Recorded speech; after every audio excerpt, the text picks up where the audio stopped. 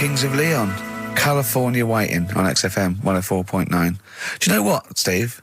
We get emails and, we got our posters up around this show and people enjoy it.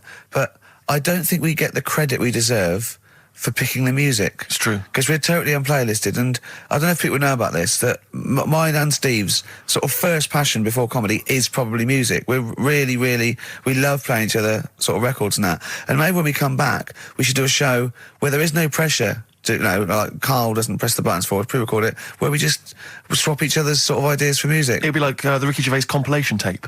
Well, sort of like, we're not talking John Peel, where we're trying to find obscure Belgian jungle and do demos. It'd be everything from, Kings of Leon, Lou Reed, maybe a bit of 80s stuff that people have forgotten about. Beautiful songs. What do you think? I'd love to do that, Rick. I mean, genuinely, there's nothing more exciting to me than introducing to someone a song which they then go on and they love and they listen. Maybe they buy the album. But that's something to think about, maybe for later. Yeah. Well, it's like you say, the pressure to kind of come up with some, high caliber chat between each record. It takes a toll. But and that's it's a passion of ours, and we'd love to. But now it's Rockbusters. Bad Time from the Jayhawks on XFM 104.9. Steve Merchant, Ricky Gervais, Karl. We're having a good time. We are indeed. All right, yeah. Karl, what you got lined up for us now? Right, well, you got a choice. Nearly Dead. You can have a bit of educating. Yeah, let's have educating. Come on. Educating, Ricky. Can we just clarify what this is? I think a lot of new listeners perhaps aren't familiar with this. It's when Karl looks on the internet and finds a weird story about, the double knob fun, and tells me about it, and it's usually not true. Okay. If it is true, I know it already. Go on then, Karl. They're not really weird stuff, it's just stuff that's gone on. That's interested me, that's all it's about, and I educate about it. I should just confirm that we've had a number of emails that say the baby born without a knob and then having one transplanted from a baby that luckily enough had two knobs is apparently true. Right, listen. So, I don't question that you could be born with a deformity and get someone's, fingers, knobs, What I'm saying is, it didn't happen with the doctor goes, I'll leave with it. I don't believe it. That baby's got two knobs. Exactly. What a coincidence. I bet that little bit of information isn't in there, is it? Sure. That he went out the door, I'm going to get a coffee, came back, bloody hell, hold on, no, here's an extra knob, I found an extra knob. We can put that knob on there. Perfect.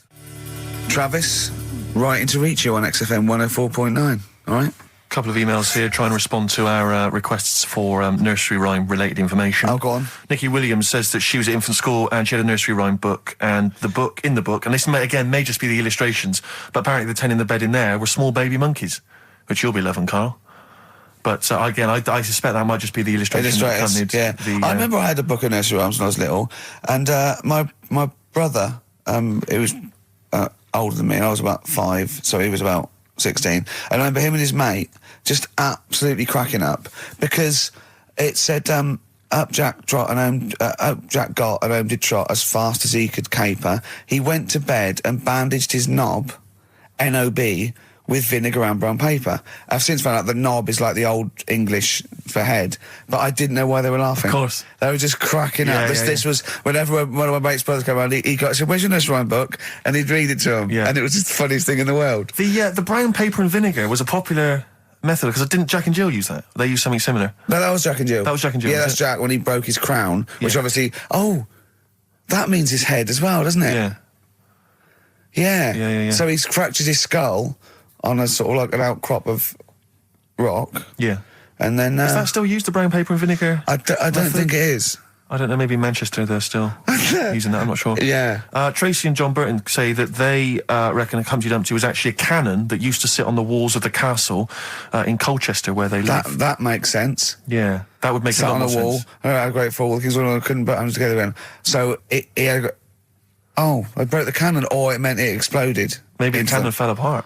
Because people used to get blown up by cannons just doing it wrong, didn't they? Sure. Which is hoist by your own petard. Right. Where that comes from. Right. Coming back and blowing up in your face. So that makes slightly more sense, because you would want to send for the King's Men then. Yeah, and the horses. I think the horses just came along anyway. That was quicker. Sure. The quick King's Men, it took them about 3 minutes, with the horses there in about a minute. So, but I mean, if it blew up, there's nothing I could do. Yeah. So we got to the bottom of that. See, that educational, Karl. See, this is real education. You know what I mean? It's got a bit heavy though, doesn't it? What? Humpty Dumpty? Yeah, it has got a little bit heavy. Let's dumb it down a little bit. What do you want to do? Mary, quite contrary? We're doing Rockbusters in a bit. Hang on a minute. What? Before you even get to Rockbusters, oh, man alive, there are loads more verses to Old Mother Hubbard. Are there? I'm going to digest these while we play the ads, and I'll see if there's any salient information I can give you afterwards. Brilliant. Moving on, what's the next one? Would she be able to breastfeed? Yeah. And she'd be able to do it standing up while he was on the floor. Talking of nipples. Hey, come on. There's a lovely juicy pair over there. Okay, I think that's the last show. People should actually phone in and speak to Carl and try and convince him. forget that. Yeah, what's the number, Steve? Forget that. We haven't got time. Yeah, he hates answering it. We'll do it during the record. Leave it. Phone in if you want to speak to Carl, if you know the number. Call in, try and convince Carl to kiss a little nipple. Don't want to. Rick, I should just point out that I feel... Don't answer back! Come on, I think Carl has offered nothing there. I think those educating Rickies were appalling. They're and the only rubbish. thing that would redeem the show is if he kissed the nipples. Kiss the nipple. it's not Phone gonna in if you want to happen. speak to Carl. If you know the number, call in and try and persuade Carl while this record is on. We'll answer the phone. Phones are still going mad. Answer one. Just put with someone out. Kings of Leon, California waiting. He was rude. He's so rude to people. They phone up and they say, "Oh, kiss his nipple." And he goes, "Yeah, all right." And he hangs up on them. Answer the phone. To say to put them on air. Answer the phone and be nice to whoever it is. Be nice to them at least. Putting people on the air. Hello. Carl, Yeah. Speak to Carl. why don't you speak about that human monkey that was on the other day? Old news, man. How long have you been listening? Listen, can we forget the monkeys? What do you think of his nipples? All right, then just kiss his nipple then for... I'm not going to kiss his 500 quid. nipple. I'd do it for 500 quid easy. Would you? Yeah. But why? Why do you want me to do it anyway? What are you getting out of that? Oh, come on, mate, 500 quid. It's worth it. Yeah, but... He's got the money. You'll probably get more out of him if you want. It's not about the money, really. If I could think of Suzanne. Suzanne, you come home 500 quid and go, there you go. Just kissed his nipple, 250 quid each. She gives me more. It's not hard. It's not happening. Right, it's not happening. Did you just cut him off then? Well, there's another fella there. Who's that? My name's Linda. Right. All right, Linda, you all right? What would make your day, Linda? If Carl actually gave it a lick, not just a kiss. Forget it. Go on. I think what else has gone on? Well, while you're thinking, Carl, I should just tell you now, you threw that question out earlier, why are ginger people historically mocked? We've had a couple of responses on the text, 83XFM. Again, as ever with XFM listeners, don't believe what they say, don't trust what they say. But one of them... Have we got any respect for anyone in the world? I'll get back to you. Pete in Tooting, now, again, I think this is nonsense. He claims that the reason ginger people are disliked is because Judas was ginger. From the Bible. I don't know where he's come up with this idea. No, I've heard that. But are there a great many people from, the Middle East who are ginger? Well, that's probably why he stood out. Sure. And he was probably fed up, and he thought, I'll get him back. Yeah. Maybe... Unless he had his hair dyed ginger when he was on the witness protection scheme. Which presumably he had to go into after all came out in the book. What did he do? What did he do? He stitched him up, didn't he, to the Romans, didn't he, Judas? Did he do it for 40 pieces of silver or something? I'm not big on the Bible, but apparently... Incidentally, if you'd like us to stitch up any kind of Messiahs for 40 pieces of silver, just get in touch, 83XFM. We're willing to do that for you as well. But that's one explanation. There's another one here, which is, again, I don't believe this for a moment. It says, ginger people get a lot of stick because in Elizabethan times, people with ginger hair were told that their mother had slept with the devil. And that was why their hair was ginger. So there's two options. Maybe if you've got some more, you can any more spurious thoughts, then get in touch. The Pogues, Rainy Night in Soho. I hope there isn't a rainy night in Soho tonight, Rick. I'm sure you're one of those who agrees with me. Listen, we just had an email here from a guy called James Lee. He says, hi, just writing a bit of info on the scientists in Antarctica. I'm a scientist who's just come back from one of the Antarctic bases called Halley. There are 15 people staying there over the Antarctic winter. The scientists are looking mainly at the atmosphere, things like the ozone hole and meteorology. Right. I think there are 6 scientists staying over the winter, as well as a doctor, electrician, mechanic and a carpenter and so on. And so he's saying they do listen, they have the internet, so they maybe could listen to the show on the internet. And if you get the chance, say hi to Francis and the rest of the winter is for me. Sure, no problem. Yeah, thanks, James. But yeah, there they are. That's what they're doing. That's what they're up to. But why are they asking you for a message though? When I mean, have these people got families and that, or are they convicts or? No, what do you mean? Of course they probably do get messages from their family. Well, why are you doing one for one? Is that... I mean, do you know, like you see it in, like porridge and stuff like that, where if someone's in prison and no one visits them, and they sort of look a bit fed up and that. Is this message that you're doing for like people who don't get a letter in the post from? Brilliant. So they put this on the shelf until someone doesn't get one. All right, Hargreaves? Yes, sir, I didn't get a message today, sir. You have got a message, Hargreaves. I've what, sir? Hargreaves, you have got a message. Really, sir? From Ricky Gervais. Really, sir? And then they give it... Don't talk, please. There are scientists listening. Try to keep the talking shit down to a minimum today. What's annoying me is, right, they're saying this stuck over there for months, but it seems to me like they're wasting a lot of time. Right? Why? Well, you're saying they probably watch DVDs. They're saying they've got internet access. Yeah. Yeah? They're wrong. Listening to messages. Yeah. Get the job done and go home. Well, then we don't have to tell them anything then, because they listen to the internet. If they've got the internet, then, it's a waste of time. Good point. Play a record. Well, hang on, before that, here's a good point. You've had a long time to research what's been going on in the world. We just had an email here from Nicholas who says, why haven't you told them about the recent Pig Olympics that just went on in China? You've missed that one, Carl, once again. Who won? XFM. Anthony and the Johnsons. Isn't that beautiful? Interesting. Hope There's Someone on XFM 104.9. I'm Ricky Gervais with me, Steve Merchant, and Karl Pilkington. Well, Karl, more revelation. We were talking about it last week, but Karl brought it up again, just now. Didn't want to go to the doctors, didn't want to have a full sort of body checkup that may save his life, because he saw on the website they do a test where they have to insert a finger in his arse. Oh, don't tell me about it. Why? Don't put it on the website. Just we look at your heart. Yeah. Check your blood pressure out. Yeah. And then they could just do it quickly. Could just sort of say, right. How do they do it quickly? No, but what I'm saying is it's worse, isn't it? Going in there knowing that, I mean, they've got it on the website. So you're on the journey on the bus thinking, in about 20 minutes I'm going to have a finger up my arm. But they're doctors. Yeah, but just They're not doing it for a laugh. They're not filming it with a two-way screen. They're not putting on boxing gloves so it hurts more. They're up. Oh, his prostate's all right. Out again. Out again. I'm just saying, in the day, the sort of... Do you think they're in the pub going, here he comes? It's Pilkington. I had my finger up his arse today. Do they allow ladies to do that? Do they allow female doctors to do it? Of course they do. They're doctors. No, that's worse. Then. You're sounding like him. No, I'm just interested in, because, do they allow female doctors to do the finger up the arse thing? Well, of course they do. They're doctors. Forget the female and male. They are doctors. Right, do you know any female doctors to do that? But what I mean is, isn't it a bit like if you're being searched at an airport, and you're a woman, they send in a woman person to search you. They don't send in a bloke to do it. Is that the same thing? Yeah, they probably trust someone who's gone through 6 years medical college not to be taking the piss as opposed to a fat security guard who couldn't get anything else. Do you know what I mean? You're talking about there's doctors all the time coming out in the papers, they gave them this so they could look at their boobs or whatever, or, it's all, you're always hearing stuff about dodgy doctors. But what I'm saying is, the reason why they do that security, because there's lots of security people, and they can, for your own, for the, your own modesty, there's a female one to search females and a male one to search males, and that's fine. But there's not like 4 or 5 GPs to choose from, and you go in there and you go,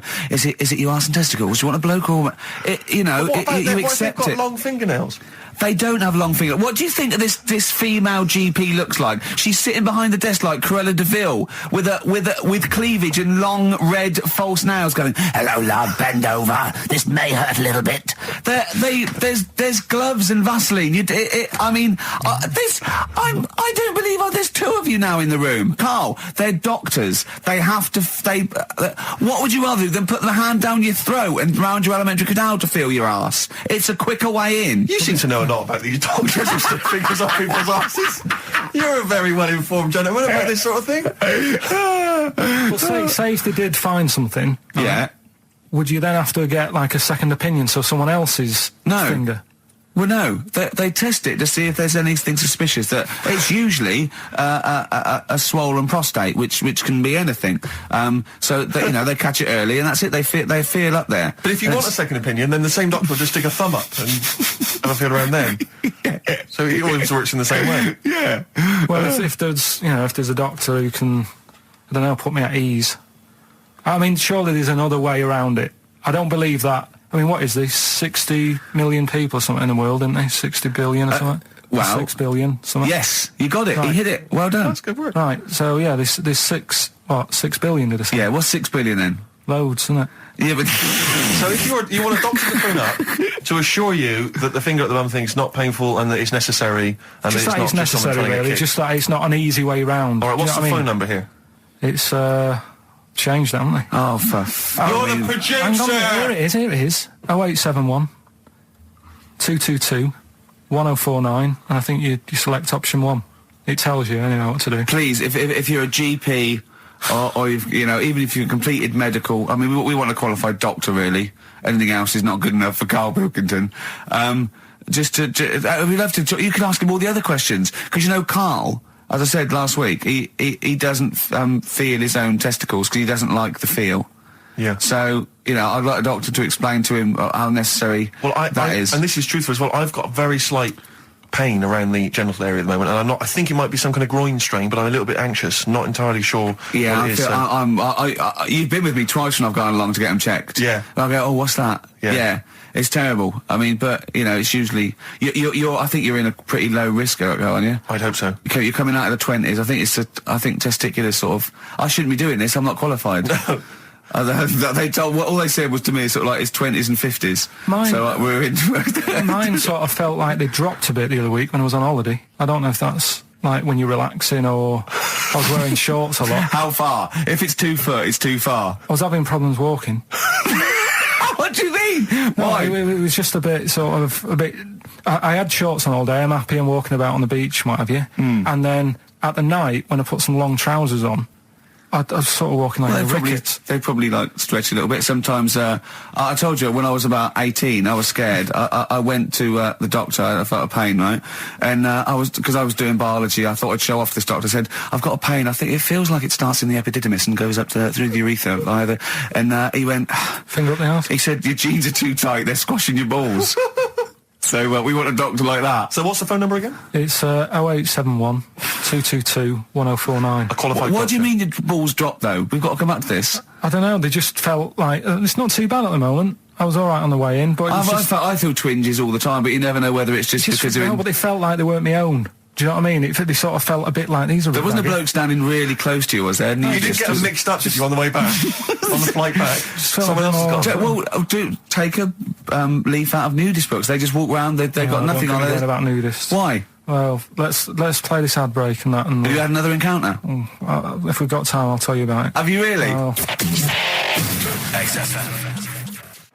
Right, we've got who's that on the line? It's Rob. Rob, and are you a doctor? I'm a final year medical student. I'll be a doctor in 2 months, touch wood. That's close enough, isn't it? Yeah. Excellent. So, where do you study? Do you want to give more details, or do you want to remain anonymous as you're calling in to I talk? study at Barts Hospital. All right, great. So, why do GPs sometimes put their finger up a man's anus?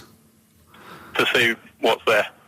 You know, if you've got hemorrhoids, if you've got an enlarged prostate, you know, it's either that or they stick up a big tube and have a look up with a light. What? And it's easier to do that. Now, are you dumbing this down for us, or are you going to fail your medical exams by saying stick up a big tube with a light?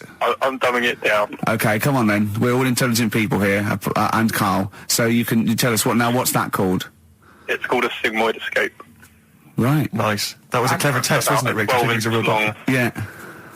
12-inch long tube that they can put up there. So, Karl, would you prefer that or a finger? Well, so do they sort of do the finger first, and then? I mean, at what point do they say, "Hang on, we need a light here"? I mean, It's normally if there's something wrong. but so if I go then, say if I go to this well-known clinic, right, and Yeah. they go, yeah, the art's good and that, yeah, finger, there you go, and then they go, hang on, I'm going to go and get me light and tube. I could start worrying then because they've sort of found something. And they're not likely to go straight in with the tube. They'll probably send you off some tests first. But Carl, there's nothing. But you go to these places to put your mind at rest and to know where you are with your health. I mean, it's not that you go along. That's what most people worry about. They think that because I'll go along and they'll find something. Well, one, that's illogical. It doesn't heighten the fact they find something because you go along. And two, if they do find something, it's a good job you went along. I mean, I'm a hypocrite because I don't go to the doctor, but you know, I've had that Carl, done. you should be concerned if when they shine the little light in your ear, it comes out the other side of your ear. No, the other ear comes right out the other side. That's when you should be worried. But Rob, right, you said then, if they find something, they send me off for some tests. Why can't I just have the test without that and cut out the middleman? Do you know what I mean? Because you're wasting lots of money. There's hundreds of tests they could do, and they could do every test, and they could all come back with nothing, or they could do the finger up there and send you for the 3 tests you need to find out what's wrong with you. But in this day and age, with all the technology and that, and like brainy doctors and all that, the only way to find out is sticking a finger up there. What are you worried about, Carl? Is it fundamentally that this doctor who's has done 6 years medical training, is it embarrassing to have a man's finger up your ass? I just don't understand how you can get round to that without... But what don't you like? Is it fundamentally you don't like anything up your ass, or is it the fact that it's a man's finger up there? I don't like going to the doctors. It makes me nervous, because I think if anyone searches you long enough, they're going to find a fault with you, right? And especially if they're going that far into you. They're going to find something. And Probably not. well, you never... I just don't... I don't know how to get round to that sort of... that point where you get a... What do you talk to the doctor about? And he's like, all right, nice day. Strap your trousers. He goes, I'm just gonna... He says, I'm gonna just, Most people just shut up and let you do it, and then breathe a sigh of relief when you say there's nothing there. Yeah. But is that at the end of the test, or is that the first thing he does? It's the last thing. So that trousers up out the door. Because he knows it ends conversation. He knows it's a bit of a faux pas. The doctor says, "Oh, I better not kick off with the finger up the arse." What I do is I'll start on with the the head, and then then I go, "Oh, one final thing, Mr. Pilkington." So Rob, he drops his keys and he goes, "Pick them up." And as you bend over, will you be doing this, Rob? Is this what you're like open to do? You do all these. I'll have to do it at some point. All doctors do it at some point, no matter what they specialise in. So the first one, is the another doctor there to sort of make sure you're doing it right? Not dentists. No, but do you know? Dentists aren't doctors anyway. But do you know what I mean? Like, normally it's like a co-pilot will have someone with them for the first one. So when you put your first finger in, Yeah. will someone be there going, right, you just want to move to the left I've of it? already done it. Have you? Yeah. So that's the thing with a student, you're learning. So you get people teaching And you learn on... these things. Can I just point out, Rob, I think I'm right in assuming that you have a glove on, Yep. and there's lubrication, Yep. and it doesn't hurt. No. There you go. What are you worried about, But Carl? who's this person who everyone's testing on in your class? It's not one person. One person. There's like, when a patient comes in and they've got a problem, your boss, the consultant, he does his finger up, and if he finds something, he goes to the patient, is it alright if the student has a feel as well? Then the student puts on a glove, puts the sleeve on the glove, and sticks his finger up and sees what he comes out with. Rob, I wish you could see Carl's face. I mean, his face when you said, and he says, can this fella have a go as well? He looked horrified. That he thought it was a free-for-all, like there's a queue of people trying on gloves and going, let's have a go. That looks good up there. What have you found? No, I mean, how come you had to sort of... Is it not something you could test on yourself rather than waiting for other people to come in? Because then, you know... It's an awkward position to get to, really, isn't it? Well, but you can have a good rummage then without feeling too awkward, but to sort of have a go on your first patient when you don't really know what you're looking for anyway, do you know what I mean? Never really thought about it. Because you don't... If you've never done it before... You pop your finger in there, and you've got to sort of look. You've got to have an expression on your face, like you know what you're finding. Well, they can't see what you look. They can't see your face. There. You got the big boss consultant man going, now move your finger there, and you'll probably feel this. Because he's just done it. He knows what's there. Well, what? Oh, so he's already had a go. He's had a feel, and he's going right. If you feel to the right, that's the conglomerate or whatever. The conglomerate, yeah. Its conglomerate is in perfect working order. Well, I'm still... Thank you, Rob. I'm sorry you had to go through this. Carl is probably the worst patient you'll ever encounter in your medical career. Good luck with your finals, and thanks very much. And do you know any female doctors who do this? Or? Thank you. XFM 104.9. Thank you. You too. City of Blinding Lights. I'm going to see them next week at Twickenham. Yeah, well, enjoy that. Looking forward to it. Yeah. Thanks Yeah. again for letting me know about your... Old Nobbo Yes, and Edge and Yeah. all that. Now listen, you just got an email there saying, can you turn up your microphone, Steve? Apparently my voice is a little bit Well, quiet. Carl has to do one thing, make sure we're heard. That's Yep. all he has to do. Well, I can hear it. Sounds fine to me. Well, not to the listeners, and that's who we're trying to please. Well, Yeah. It's one person said he can't hear Yes, but we've only got one listener. So if he's Yeah. not happy, we're buggered. You're allowed to say buggered. Not twice, certainly. Once could have been a mistake. Yeah. Twice, pointing it out is definitely, complaint material. Neil Young from the album Zuma, and that's Pardon My Heart on Beautiful. XFM 104.9. Ricky Gervais, Steve Merchant, Karl Pilkington. We just had a text here that says, and I don't know what truth there is in this, as ever, but John says there is apparently a nude bike ride today in Hyde Park. Now, I can't believe that's the case, because I don't think it's allowed, is it? You can't ride around with your I don't veg, know. can you? I don't know. Why would you want to? Well, good point. On a bike? On a bike, I like the fact that that's what disgusts him. I want. Do you know what? If we did appeal for a nudist to call in, I'd want a very specific sort. I don't want. I want a German nudist, a middle-aged man called Helmut. Okay. If there is any, or the closest one to it. So I want a middle-aged man from Germany. If your name is Helmut, you're in. But I'll accept Hans. Carl would be good, Okay. wouldn't it? All right. Yeah. I think I'm wondering if the age might. Maybe we could we broaden it out Okay, a just a little bit? German nudist bloke. Right.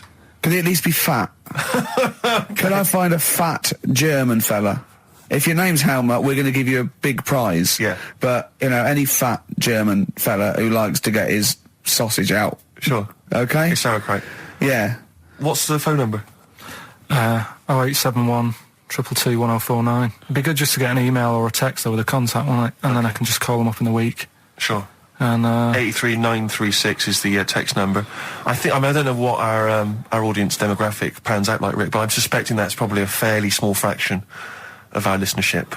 I know, but, the fat there must be German someone out there. If you nudists. know a fat German who likes to get his tackle out, phones are going.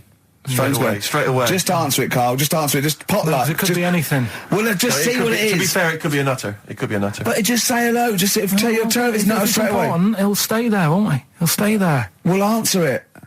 Let's Answer leave it. Leave it. Answer it. Oh, you see this? It's gone. It's gone. There you go. He bottled it, so just as well. Well, you took too long to answer it. Lloyd Cole, Impossible Girl, on XFM 104.9. Wow. Rick, I'm just reading an email we've had, and it is indeed true. Scores of naked cyclists will be wheeling around London today in a mass protest against oil dependency. The World Naked Bike Ride will see the arresting sight of up to 200 daring riders bearing all in their cycle past some of the capital's most famous landmarks. Have they got to wear an helmet? Are they against wearing a helmet? Well, I think they're trying to make a statement, I would imagine. I don't know. Well, they don't have to wear a helmet. It's not law to wear a helmet on a bike, is it? Oh, It's for it's your own saying- safety. It's sensible. You're right, yeah. Well, it's also sensible to just pop some pants on. Just pop some pants on. Are you Not a going problem. to be popping down there and cheering them on? I'm not going anywhere near it. What are they going against? What's the problem that's going on? Oil dependency. I think, generally we're consuming too much oil, aren't we, in the world, and it's going to run out one day, and we've not got any alternatives. Talking of campaigns and things and that, did you see Sir Bob on Jonathan Ross last night? Sir Bob Geldof. Sir Bob Geldof. Yep. Are you going to walk to Edinburgh or sail to France, Carl? What do you think of all this? The G8? I think it's good that, he's doing some stuff for the world and what have you, but probably won't bother No? having a walk. What do you make of all this campaigning? He's dedicated his life to this now, hasn't he? Yeah. I mean, it's interesting. I was watching him last night, and I respect the man. I mean, he used to work here, didn't he? Did some shows and that. It's good. It's all right that he can do it, but I assume that's not why you respect him. I assume you respect him because he's trying to save a nation, as opposed to he used to work in XFM for a while. yeah, I know. But I'm just saying is it's good that he's given up a lot of his time to try and save the world and that. But there's a bit of me that's kind of like, is he wasting his time a bit? You know what I mean? Right? What do you mean wasting his time? Well, he tried it before, and No, wait. What he's trying to say is that the G8 are I think the 7 most wealthy nations in the world, and Russia, and they get together and they can wipe out the third world debt. I.e., they owe us billions and billions of pounds. They can't afford to pay it back. So he's going to say, let's wipe the slate clean and pledge, I think, a lot more aid and stuff to them, isn't it? So what do you think of that? But won't they just do it again? Right, what's you thinking? No, I just mean... I knew I had a little diamond in the rough here. I mean, obviously, you know, I admit I brought this up because I really wanted to know what Karl thought of it. Sure. Yeah, I had ulterior motives. It wasn't just for awareness, for the very worthy cause. It was because I know. Look at him looking at me. Look at him. He looks at me like a cat. Honestly, it's like there's nothing behind those eyes. Right? What do you mean? They're just going to run up the debt again, you think? Well, what I mean is, right, when I was a kid, right, and I wanted to go to the arcade, I'd borrow £1 off my mum, right, and she'd say, don't come back asking for more and what have you. But I'd have a go on a pinball machine or whatever, game on a fruity, and then go back, and she'd go, can I have some more money? And she goes, I gave you £1 before. And I go, I know, but I'm on holiday. And she goes, there you go then. And then I go off and do the same thing. I didn't go, no, I wasted the last one, I'm going to pop this in the bank. Right. So you think that's what's going to happen with... That's a nice metaphor. So what do you think happening there? Is the Africans are blowing it down the arcade? Instead of putting it towards a fishing rod, they're blowing it down the arcade. I'm trying to win a watch. Look, I've got 100 goals. I think this thing is dodgy. Yeah. I'm trying to win a fluffy toy. Bob's saying you're never going to get the Snoopy. You're never going to get the Snoopy. It's always going to fall out of the little claw It's before it rigged. gets to The the claw top. is not strong enough. Yeah. Do not waste it. No, Midge. Midge, you have to write a song. Write another song, mate. They've blown it down the arcade. Brilliant. So that's your genuine logic, is it? Well, I just don't know... if they put me in charge of it, I don't know what I'd do. I just think it's a... Could I just say that will never happen? No. Could I just say to London, Yeah. and anyone listening on Sleep Saturday, easy. yeah, don't worry. Karl is not going to be put in charge of G8. It's not going to be him, Blair, Chirac. That would be a joy if it were. That would be amazing. Well, I've got another food-related item here. Now, Karl, I got a little email via my agent sent from someone here, okay, so sent from someone at... XFM, okay, and I won't say it was. She just said, I thought this might be good for Ricky to use on Saturday, and obviously what happened is Suzanne has sent you an email in the week. It was Wednesday, and you've returned it, but I think you've returned it to the wrong email address. You returned it to someone here who, of course, immediately forwarded it to my agent for ridicule on the show. Don't panic; it's nothing that bad, okay. It's an email from Suzanne talking about your tea that night. Was Suzanne out on Wednesday night? Was the an England game or something? Yeah. So you were alone. You were home alone, were you, Wednesday night? Yeah. Did you enjoy your meal? Was it a quiche? Go on. Right. From Suzanne to Karl. Take the quiche and put it on the baking tray. Cook for 30 minutes on 190. Take lettuce and put on plate. Take 3 tomatoes, wash and chop into quarters. Place on lettuce. Take an avocado, chop in half. Remove the stone. Peel skin and slice. Place on salad. Put salt and pepper on and a dribble of olive and balsamic vinegar dressing. Right? In brackets, small bottle behind the cafetiere. Right, in case he's reaching for bleach. Yeah. That's it. Should have put everything else away. Right, then sprinkle a smidge of parmesan on top.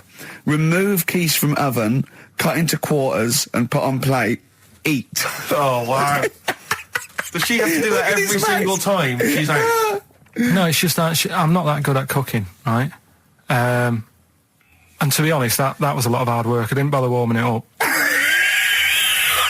And I did without the avocado. Why? Too much messing about. He didn't even do that with instructions. It was too much. But yeah, I'm not that good at cooking. And Did you That's not cooking though, is it, Karl? That's heating up a slicing. quiche. That's cooking it is making the quiche. Yeah, but I'm just Can't be could you have figured that out if she hadn't left that note for you? Why did she have to tell you what the olive oil and balsamic vinegar was? Because I've put sort of cooking oil on my food once, and I said, oh, it's a bit... It's ever since, right, years ago... I'm gonna die! Years ago... Oh, God, leaving Mr. Magoo at home! It was ever since I put sausages in the toaster that... What do you mean? I nearly set the What do flat on you fire. mean? Because, do you know, like, when you're grilling food in a pan and all that? Yeah. Sort of sausages spit and it goes everywhere, doesn't it? And it makes everywhere greasy. In the toaster! So I thought, well, just want to warm them up. Yeah. Bung them in the toaster. Yeah. What And happened? she sort of caught... They Well, got she, stuck and they sort of caught on fire, I imagine. she came in just as I was sort of plunging it, and Matty came in from work. She said, what are you doing? I said, I'm in sausages. Well, the oven isn't on. I know, they're in here. What, you turn it off? Panicking and that. But I've never been into it. I've never been into cooking and that. At school and stuff, I didn't bother doing it.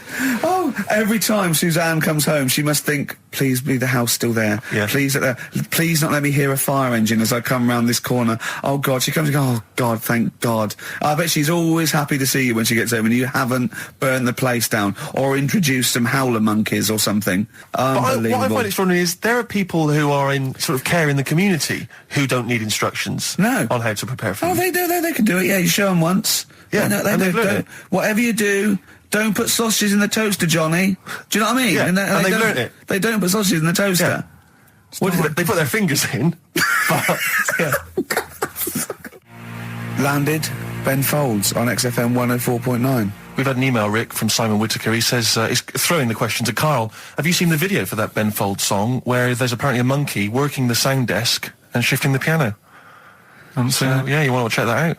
Talking of monkeys working the sound desk, we've also had a lot of emails directed at you. Yeah, a lot of emails directed to you, Carl, asking if you saw this programme that was on in the week. I think I didn't see it. I think it was called The Strangest Village in Britain. Yeah. Did he watch it? He called me 6 times during it. Of course he Called did. me 6 times. Erudite. Now, just explain briefly what this was, because I didn't see it. Well, it was a sort of an experiment. I think I can work out from the sort of 70s, and it was sort of run by, from what I can make out, mainly sort of German Christians. Right. And what it was people with various disabilities or mental illnesses, Down syndrome, autism, bewildered, you know, and they were living normally in the community. And there was 300 people in the village. Half had some sort of problem, mental problem or disability, and the other half were sort of carers. And I mean, it was very, very strange. And where is this village? It's somewhere in this It's up near Yorkshire. Whitby, innit? Yorkshire, Right, yeah. okay. But he called me.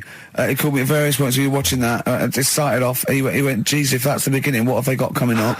Then there was 2 fellas, and the phone rang, and it went, "What is going on?" And it was 2 blokes who had created their own language. Okay. And they were going, and you go, and it was an interesting program. I love documentaries like that. But what made it twice as good was that I knew that Carl was getting confused. Yeah. There was one bloke that went round interviewing people, and he'd just have a string of questions, and he'd go, "Have you ever had curly hair? What's your favourite animal? Have you ever seen a badger?" All right. And Carl was getting stressed. It was stressing me out. He was trying to think of the answers quickly enough. He was sort of saying, do you like mosaics and that? And I was like, oh, do I? And the next question was coming in. It was like Mallet's mallet. Do you know that sort of that word association thing? I was stressing me out. But he said he wanted to go there. He actually said, "Oh, could I go for a holiday there?" And I went, "Well, I doubt that. I don't know. Maybe you could go on a visit." That would be great, wouldn't it? For Carl to walk in there. But the thing about it would be like, Carl would be the ruler. He'd be the king. It would be that in the kingdom of the blind, the one-eyed man is king. I mean, he would just dominate. I don't know. There were some of them were quite clever. Really? Yeah, I don't think he'd. I think he'd probably be average. Yeah. I don't think he'd. Okay, he'd just blend in. No, I don't think he'd shine. Because a lot of them were quite good at some things, weren't they? He didn't like the angry bloke who punched him. There was this really sort of sweet Down syndrome woman called Nan, and she hadn't hung her coat up, and this angry bloke was going, "If you don't hang your coat up, I will." And he punched her, didn't he? Yeah. And really poor Nan got it in the neck from everyone. There was another woman bullying her, wasn't he? Yeah.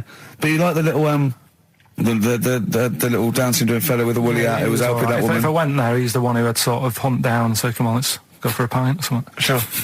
But, Incidentally, do you like mosaics? We didn't establish that. He's still thinking about it. David Bowie, Watch That Man on XFM 104.9. Now, coming up, Steve, and listeners, so, I'm talking to them mainly. I'm not really, I'm talking to you and Carl, really. Yeah. But, coming up, an old feature, Knob News. Oh, Knob News, the welcome return of Knob News. Yeah, and Monkey News is still there, isn't it? yeah. Just briefly, you don't think you really gave that competition justice, did you, not handing out the No, let's email? just quickly whiz through the questions again. Yeah. John's texted in, by the way. He says, I never get any of the Rockbusters clues. Is this a good or a bad thing? Definitely a good thing. Definitely a good Definitely thing. a good thing. Yeah. Yeah. Did you have to have that thing done where they say, what side do you wear your member? What side you dress. They don't say what side you wear your member. That would hardly be a euphemism, would it? So they say what side you dress, sir. It means what side your little John Thomas leans, doesn't it, on rest, usually to the left, isn't it? Your little But do left you know, testicles. if I said to you now, what side do you wear it on? Do you know? It would be left. It would be the left. That's what I mean. If standing there, right, with nothing restricting it or holding it in or holding it up, right, it sort of leans. Your one ball is sort of like slightly back and lower, isn't it? And your little John Thomas rests there, so it's left. And the reason they ask it is so they don't put the tape measure up on the left and squash your willy or touch your willy. So it's nothing to do with like, well, you'll need a bit more room of sort of more material on that side, or... Well, no, I don't think they compensate. It's just when they put when they stick that up into your groin, they don't want to come in contact with your little... The thing is, I Mercy. don't know what side I wear stuff on. I just sort of pull my pants up and wherever it wants to go that day. But maybe it's not big enough to sort of make any, real decision. But, like now, I'm sat here, right, with my jeans on. I don't know where I am. Well, that's clear from hearing you talk. No, but what I mean is, if a fella said to me, what side are you, what side's your member on? I'd go- Member? What is this the use of the word member suddenly? I'd go... Well, it's usually not appropriate, and also, I imagine in the old days they had big baggy pants that used to sort of like hang down, and now, like with those stretchy boxers and briefs, it's sort of held up in a nice little, neat little parcel, isn't it? So it's probably not appropriate. It doesn't come in contact with your little snake. So, did you ever, have you ever heard that? Are you telling me a tailor has asked you that and you went, what do you mean, mate? No, I've never, I've not really had one made to measure. I had one made when I was a kid, but since then I've sort of bought a suit off the hook. But when you were saying about buying a suit, I know that question sort of crops up and I don't know what the answer is. It just annoys me the way I don't know, there's no surprises anymore. Do you know what I mean? People know. What do you mean? He's going to go, right, I'm going to measure you now. Which side shall I measure? Go, well, pot luck, go on, have a look. Right, there you go. Oh, you got it. You touched me now. What do you mean there's no surprises anymore? What are you talking about? Everything you say is a surprise. Everything you say. Every opinion you have is a surprise to me. What I mean is, why aren't people just happy just to go, well, depends, doesn't it? I'll just pull the pants up wherever it wants to go. I'm happy. What do you mean? Why is this such a big issue? But Carl, when they ask you this question, they're not making a note of it somewhere. It's not statistical research to find out what the kind of common leaning is. It's a question so he doesn't touch it when he's using his tape measure. Just be careful. But he is being careful by asking the question. But what's wrong with him touching it anyway? If it's only like a slight... Fair enough. But if he just sort of, knocks it a little bit, you can just go... Do that again? To me, it's the same as the prostate thing. It's just happening all over again. But the doctor doesn't go, oh, what side's your arse on, sir? Trying to avoid the arse. He wants to go, he knows where your arse is and he's aiming for it and he wants to get it up there. He's aiming for it for a good cause. This little fella's going, well, I've got to measure his leg. I don't want to touch the knob. I'll just ask him, sir, do you mind telling me where your cock is so I can avoid it? It's a big difference. But like I'm saying to you, I'd have to have a look first to let him know. I don't know where it is now. I don't know. It could be the left, could be the right. Are you telling me you don't know where your knob is without now? looking? Well, what do you mean without looking? How could... Well, you're saying it as if like... Should we have a guess? Well, have a look and tell us where it is. What are you wearing? What sort of pants are you wearing? I've got my jeans on. But you got pants on underneath them? Yeah. What are they, briefs or box shorts? Boxer shorts. Boxer shorts, where it's probably free, but the jeans are probably restricting it. I think it's probably either in the middle, dressed in, or just slightly to the left. Have a look. We'll tell the listeners after the break where's Karl's knob. It's a good competition. Oh, brilliant! We've got to send this to the Sony Awards people.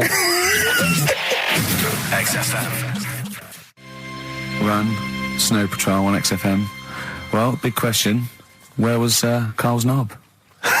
That's what people have been hanging on for. Yeah. Where was it? Well, I can't believe people have been texting in. Hey, what, guessing where it is? People saying, is it in the middle? Is it in the left? It cost them 10p. Cost them 10p to find out. Just wait, I'm going to get out the answer. You don't win anything, right? Like, strike it lucky. Right? Bottom or middle? Right. It was to the left. Oh! Yeah. I went with the right. That's annoying. See, I thought it would be to the left. If not, maybe if it was all scrunched up, sitting on your lap right, it might just pop up to the middle. Just pop out, like, you know. Well, next week we'll be finding out where yours is. Where's Ricky's bollocks? Landed, Mr. Ben Folds. We've landed on XFM 104.9. Ricky Gervais, Steve Merchant, and little Karl Pilkington, and his magical little manky, round, baldy head. He was described as a wacky mank in one of the papers this week. Really? Brilliant. Well, remember we were talking about it last week, about he came round to my house, and I popped out my Mr. Johnson, Sure. to take a little look at. And his two That made daughters. the papers. That Right. made the papers. Wow. What paper? It wasn't front page of the Times. It must have been like the Daily Star or something. Just squeeze Live 8 in Yeah, the second, yeah. on the second page. Yeah, so wacky mank. Wacky Mank. That's Wacky great. Mank. Wacky Mank. We had an email from someone that reckons they remember you from body popping round Salford way. Yeah, Eccles Precinct, apparently. You know that, don't you? 1985. I wasn't doing it round there, though. What do you mean? I was round Stretford. Stretford-Arndale. And what were you doing? What sort of body popping was it? Just a bit of everything. Caterpillar. Bit of moonwalking. Do you have a little piece of line you used to carry around? Well, mates had that. Right, you didn't Borrowed bother with theirs. Borrowed theirs. Were you any good? But you weren't breakdancing, well, you weren't spinning on your head and stuff, you were more body popping. Well, I hope he wasn't being on his head, because you know that can sort of give you little brain damage and things. It can give you brain damage. Also, it can wear your head down, and also makes your head perfectly round. Yeah. Because the gravity is pulling on. But all if you keep on doing it, obviously it's going to wear your hair out, yeah. So you become sort of like a stupid, bald, and roundy-headed. Yeah. So You've got to be very I very careful. much doubt that you did do any of that. Did you, Karl? Didn't do any of that. Embrace and Gravity on XFM 104.9. We've had a couple of texts. People obviously can text in 83XFM. That's the text number for the big quiz that's coming up shortly. Rockbusters, still your opportunity to win some of those cracking prizes. Enter your name in the draw if you can unravel the, I don't know what you call them, conundrums that Karl set. Sort of. We've had a couple of texts. Obviously, we're leaving early today. This is a shortened show and our last show of this run. But we've got to leave early. We've got to go down and try and make poverty history. But Rob's texted and he says, only an hour and a half today. Well, poverty does have some benefits then. He's a fan. He understands the show. Who was that little fella that used to write in who hated the show? Oh, I forget his name. I haven't heard from him for a while, actually. I don't know what happened. No. Maybe he realised that if he hated the show so much, the obvious thing to do was to switch off. Maybe that finally That's dawned on him. annoying. What's his name? Someone will remind us of his I name. like people who hate us to carry on listening. Yeah. It just gives it an edge, doesn't it? Yeah. It's the fact that, that you're annoying someone. I mean, I love annoying people. I know you do. I know. So You're like a kind of walking Chinese water torch. Yeah, exactly. Yeah. Well, how's it going with Rockbusters? Anyone got the answers? Actually, one guy has texted in, James in Deptford, he's offered some answers, and he says here, the guy that hated us, famously, of course, we should have remembered, Dickie Anderson. Dickie Anderson? Richard Anderson, of course. Oh. I don't know if Dickie's still listening. If he is, obviously email in ricky.gervais@xfm.co.uk and tell us what you've been doing, how you've been keeping busy and stuff. Yeah. Nice to hear from him. Chris Campling hasn't called, has he, either? Yeah, The one that thinks that not only is this whole show scripted, imagine that, right, but that Karl is a character created by us. Yeah. He's actually an actor. Oh, if only we Look could at take credit that, for a that. shaved monkey we got. Put the message in the box, put the message in the car, drive the car around the world, and I'm imagining, Rick, that message is make poverty history. That's World Party, put the message in the box. Yeah. Can I just say quickly while I think of it, we get a lot of emails from people, a lot of texts saying, can you send a big shout out, stuff like that. I've just looked at one now, Scott and Julie in Australia listening, they want a big shout out, big shout to them. But there's so many people that do it, and I'm obviously just want to say sorry we never get to your emails. We're very, very lazy. We never really get to look through them, but we obviously do appreciate you emailing in, texting in, stuff like that. And also, can I send a big shout out to my grandparents, who I believe might be listening on their new digital radio? They're pretty high tech. Very West Country. Yeah. Are they the merchants of Bristol? Merchants, yeah. Props to them. Props to them, yeah. And the comedian, it's fantastic. I've just got to tell this again because it was wonderful.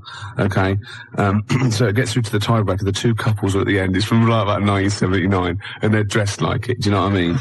These are just like people they're amazing.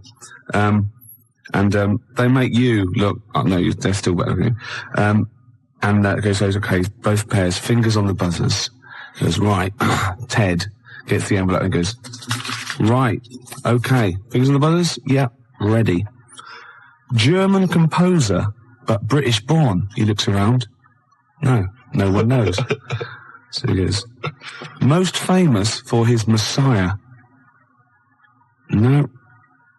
Right, third clue, what is his handle? Right? One woman goes, bzzzt. She goes, oh, we did this at school. He goes, we are nearly there. She goes, oh God, it was Handel's water music.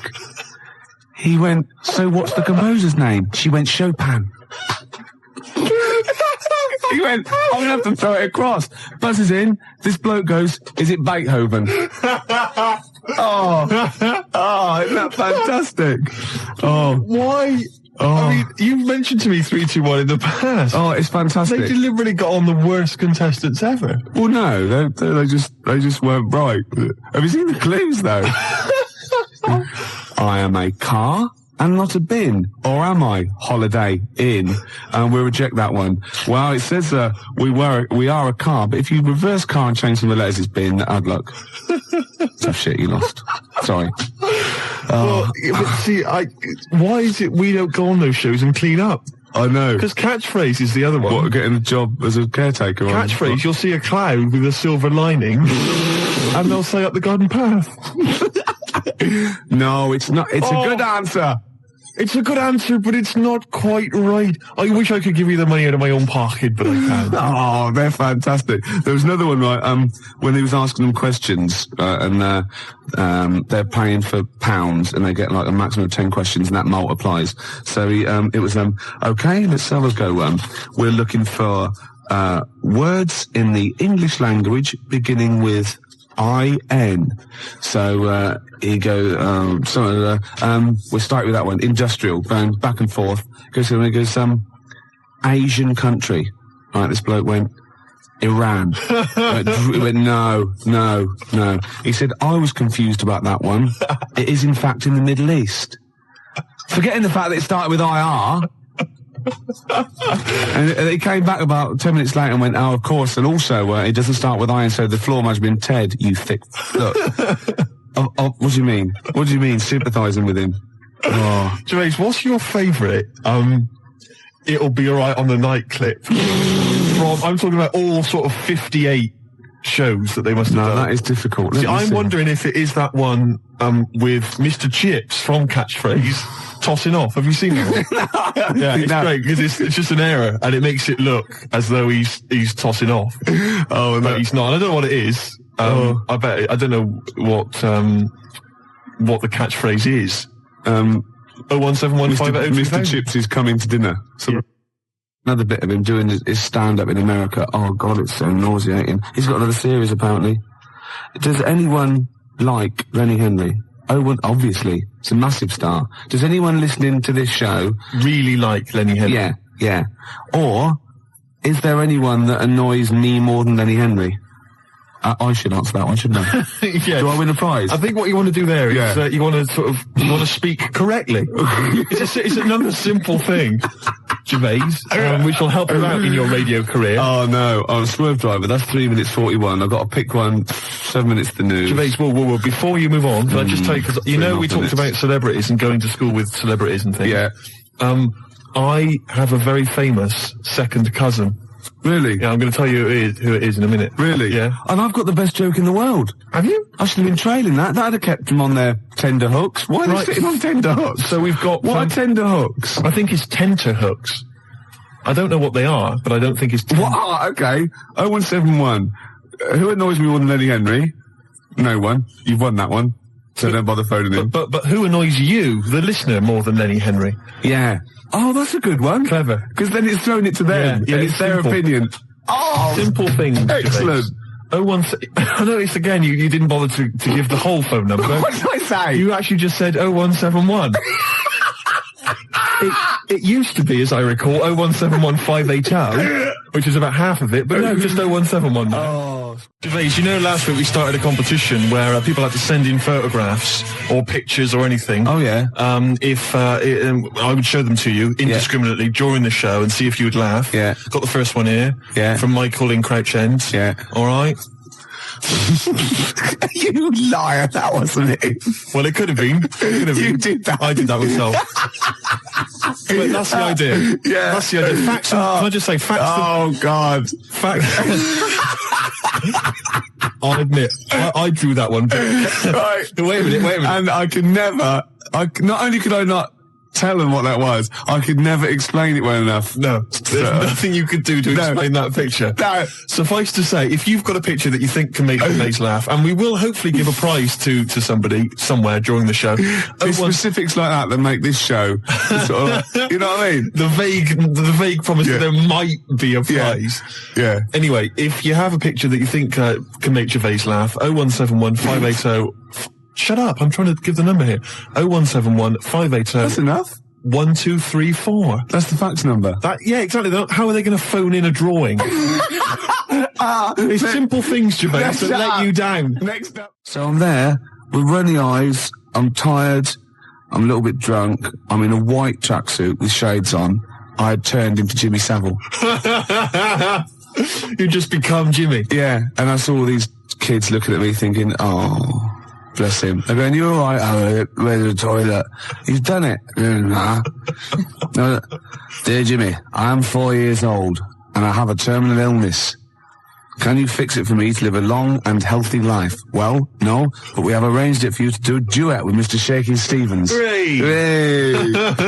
I feel sick. This old house, do it, you little I feel sick, mummy. It's the treatment. Anyway. What's behind the green door? A cure? No. No. He's for comas. He's not for terminal illness. He gets people out of comas, doesn't he, Shakin' Stevens? Does he? He does. He apparently, loads of kids in the 80s, they're all on there, all these people going, oh yeah, and she was in a coma, and we played Shakin' Stevens 24 hours a day, and I'd come out of it if someone bloke, turn up! Shit off!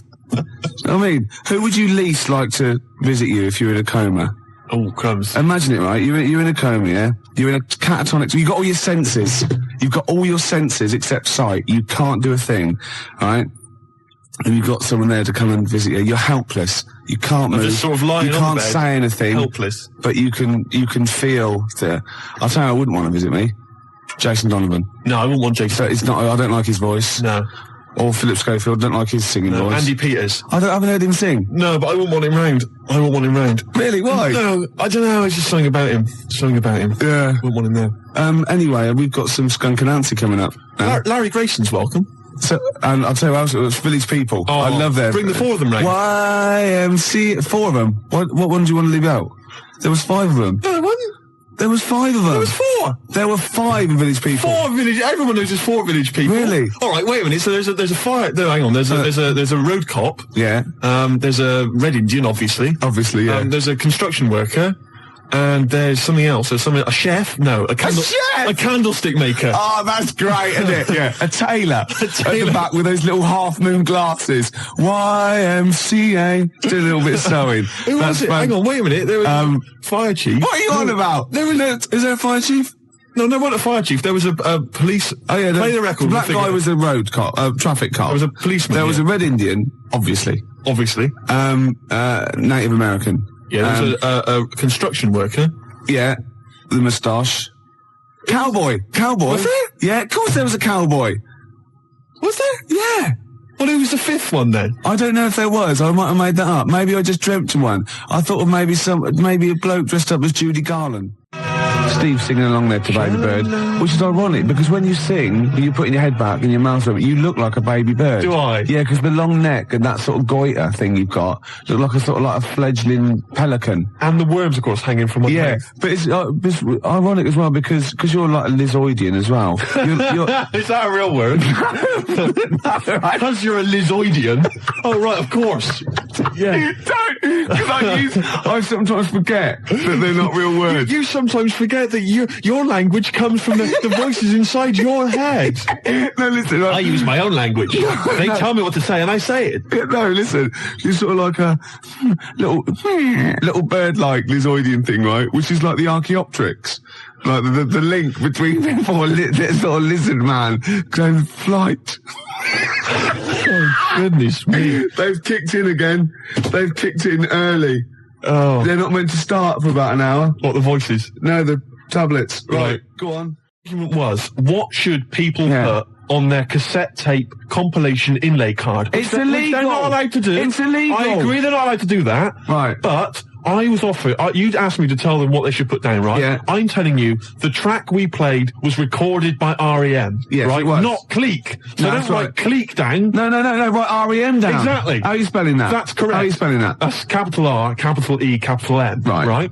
And you want to put down the name of the track as recorded by R.E.M. Yeah. They've called it Superwoman, right? I don't care if it's really called Superman in the world of the Cleek. Oh, no, I'll stop you there. In the world of the Cleek, it might be. You don't care if it's really... Why do you have this argument? You do care, or you wouldn't be arguing. No. You do care. No. No, you're saying I'm wrong. You are. I'm not wrong. It's called Superman. Only by the Cleek it's called Superman. No. By R.E.M. it's called Superwoman.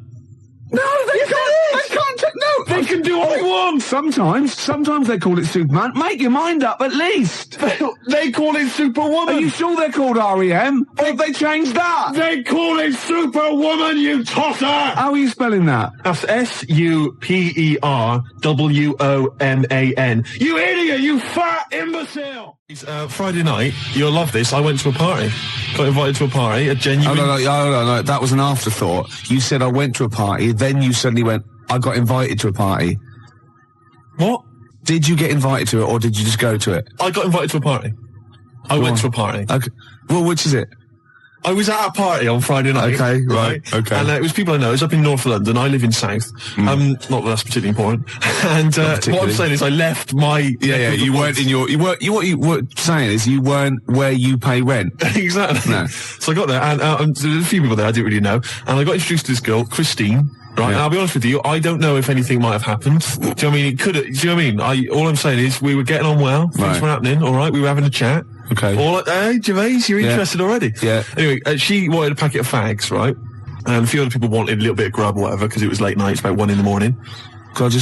When you say she wanted a pack of fags, did she say, "Oh, I'd love to talk to you all night, but I've got to go and get these cigarettes"? No. Go on. She was Sorry, right, I won't interrupt again. We were going on well, and she said, "Yeah, a packet of fags." So I went over. The guy told me who runs the party or had the party. He said there's a sort of 24-hour little sort of 24-hour supermarket thing. You went for it, did you? What? You went for it, did you? I went on her behalf, right, to the supermarket place. One of those little sort of 24-hour 7-Eleven places. Yeah, I'll get the picture. So I go there, and I'm going to buy the fags, and people wanted a few sausage rolls and all sorts of stuff. So I'm there, and I've got all my stuff, right, and it's quite late, but there's two blokes in the place, and I don't know whether I think they were from Italy, but I can't be certain. But anyway, they caused a bit of a ruckus because they were after some ciabattas. They were saying, I want 2 ciabattas. I want to... I don't know if that's Italian. No, I'd say that was sort of like Kenyan. Right. Okay, but anyway. Okay. They were, yeah. Anyways, they were 2 ciabattas, and they were causing a bit of a rumpus. They were saying, not those, no. How much are they? How much are those a pound? Oh, we're talking about pounds. I don't want, no, I'm not paying for those. I love those. So anyway, they got their ciabattas. Turkish, maybe. They went up to the counter, and the fellow who was next to me in the queue, he'd put down a jar of coffee. Right. Oh, yeah.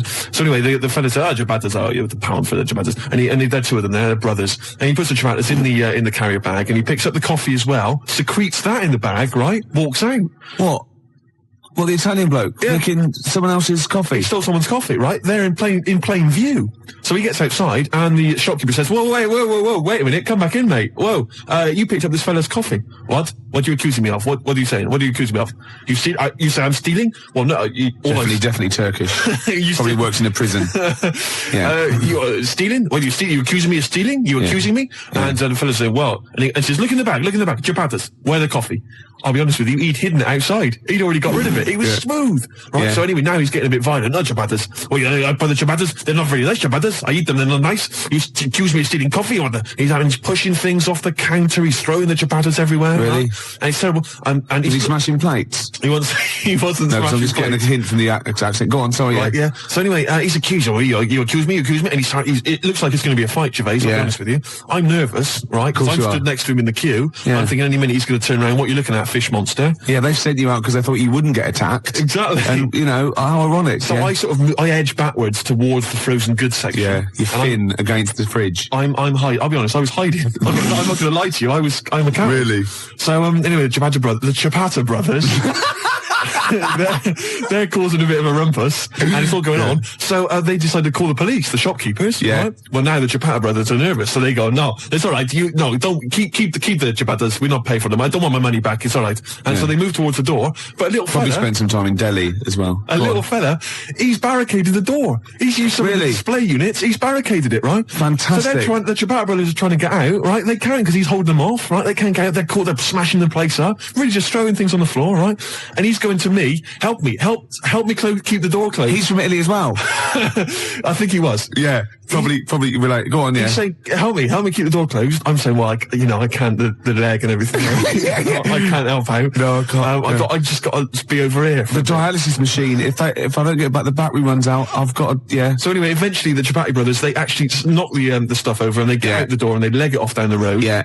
And anyway, it's terrible commotion, the food and stuff everywhere. The shopkeeper's in tears. It's absolutely terrible. Yeah. And everybody left, right? And I said, can I just pay for my goods and these fags and go, please?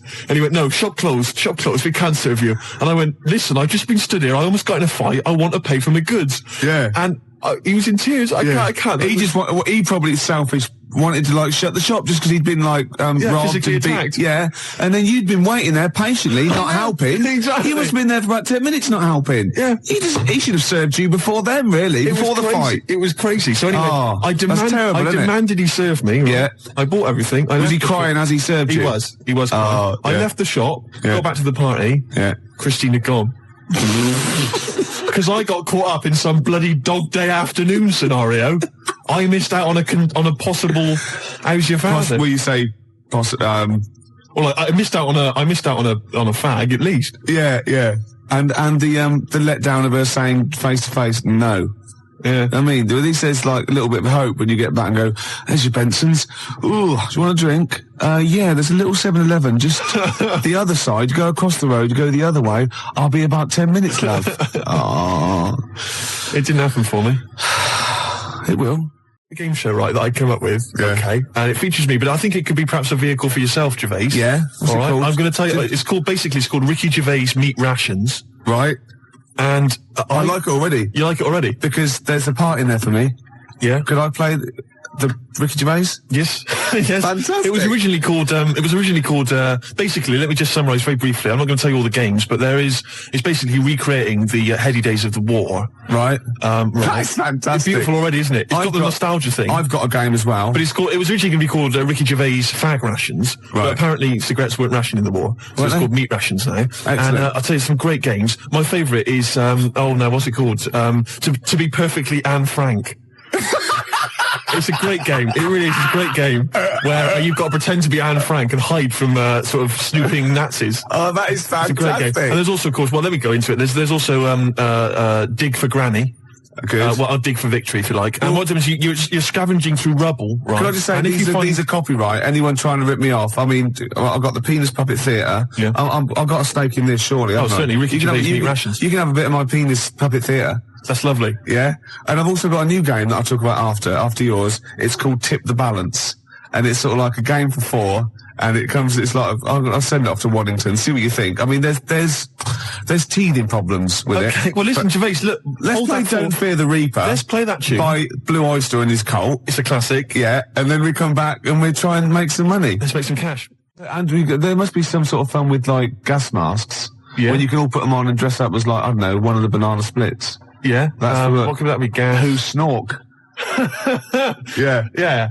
Well, possibly. No, every week there's the real Snork. Right. So it's like contestants come on, they put the, which one's Snork? Which one's Snork? Yeah. So you've got three celebrities. Yeah, who's a gas mask and the real Snork. That's great. So you've got someone like Ted Malt's son, he pops one on. You got Frank Bruno, and Jilly Cooper. That's it. And they put their mask on and like a little outfit, and then the real Snork is there, and you've got to ask them questions. Like you get like Bernie Winters and Henry Cooper going, number three, how long have you been in the banana split? And Jilly Cooper goes, about 6 years ago. I don't know. I think the banana split's been going longer than that. No, I don't think it's number 3. What do you think? And Bernie Winters go, number 1. Number 1. How did you get the job being in banana splits? And it's from Ted Malt's son going, I answered an advert in the paper. That's not right. They were born. You know what I mean? And there's Chaz and Dave in the corner just going, na na na na na na na na na na na na na, yeah, with the real Snorks, and they always the lights go right, and that one stands up and he sits back down again, and then the real Snork and the others all take their masks off, and they go, "It's lovely, Jilly. What are you doing now?" "Well, I'm appearing Puss in Boots down in Brighton." "Oh, that'd be fantastic." What? Jilly Cooper? I don't know. What does she do? She's a novelist. She's a novelist. Oh, yeah. Now appearing in Panto. I'm not letting you book the guest. Oh, God. But wait a minute. What? I mean, I love your idea. Yeah. Who Snork? Yeah. It's a bit odd, isn't it? How we started off with a kind of wartime nostalgia show, but now we've sort of featured sort of quite bad 70s animal things. Nothing wrong with the banana splits. But I like that. That's a good game. Yeah, okay. Is that going to be like a special feature? So I'm just going to make a note of it because we've got Dig for Victory, to be perfectly Anne Frank. Yeah, and who's Snork? Who's Snork? Yeah. Well, I'm full of ideas. I could probably help you on this. Oh, this is great. Well, what other? Yeah. I'm just trying to, maybe we'll come up with some other ideas as we go we've on. still got Tip the Balance to go. But can I just say, I did actually once try and pitch this. When I appeared on Blockbusters. Yeah. Well, I obviously met with a producer there, and I said, "I've got an idea for you." Have we talked about this on air? We talked about me on Blockbusters, Have we? but not about my pitching this thing. No, go on. And I said to her, sit down. I said, I've got a great idea. And I tried to bill it with me as the star. She said, "Who are you?" Steve's Meat Rations. She said, "Why are you in it?" I said, "I am. Don't worry. I'm the one who can pull it off." Yeah. And she said, "Right, go on. What is it?" And at that time, I had none of the games. All I had was the title. And she went, "I like it. Yeah. What are the games?" I don't know. She said, if you'd have just said, "Well, stop me there, love," and just popped a gas mask on and said, "Who am I?" She'd have gone, Snork. No, it's not.